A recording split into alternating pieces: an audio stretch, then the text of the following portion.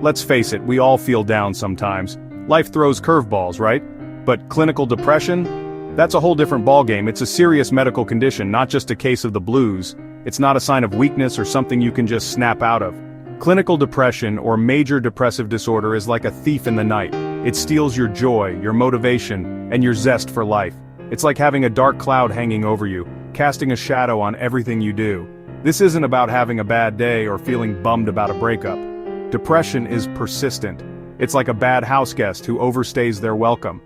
It's crucial to understand that depression is a real illness with real consequences, and just like any other illness, it requires proper attention and care. You know that feeling when you wake up and just don't want to get out of bed? We've all been there. But with depression, that feeling lingers. It's like being stuck in quicksand, unable to shake off the overwhelming sadness and hopelessness. But depression is more than just feeling sad. It's like a monster with many heads, each one representing a different symptom. You might experience changes in appetite, either losing interest in food or finding solace in constant snacking. Sleep becomes your enemy, either evading you completely or holding you captive in an endless cycle of slumber. The things you used to love, the hobbies that once brought you joy, now seem meaningless and empty. Depression can also manifest physically. You might feel constantly fatigued, your body heavy and drained of energy. Concentration becomes a struggle, your thoughts jumbled and scattered.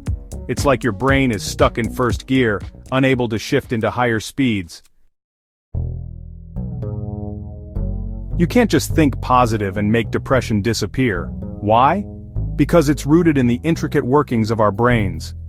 Imagine your brain as a complex network of roads and highways, with neurotransmitters acting as the cars carrying messages throughout. In a depressed brain, the traffic flow is disrupted. Key neurotransmitters like serotonin, dopamine, and norepinephrine, responsible for regulating mood, motivation, and pleasure, are out of whack. It's like a traffic jam in your brain, preventing those feel-good signals from reaching their destination. But it's not just about these chemical messengers. Studies have shown that depression can actually cause physical changes in the brain. The hippocampus, a region responsible for memory and learning, can shrink, affecting your ability to recall information and form new memories.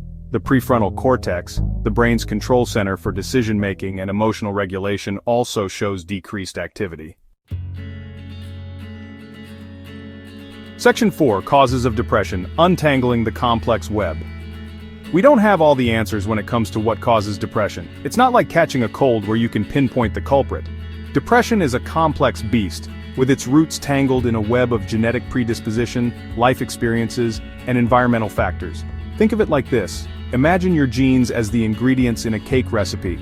They lay the foundation, but it's the environment, the oven temperature, and the baking time that ultimately determine how the cake turns out. You might inherit a genetic vulnerability to depression, but it's often stressful life events, job loss, the death of a loved one, financial strain, that trigger its onset. Think of these events as the heat that activates those pre-existing ingredients. Section 5. Seeking help and providing support, a beacon of hope. Here's the good news. Depression is treatable. Just like you'd see a doctor for a broken bone, you need to seek professional help for depression.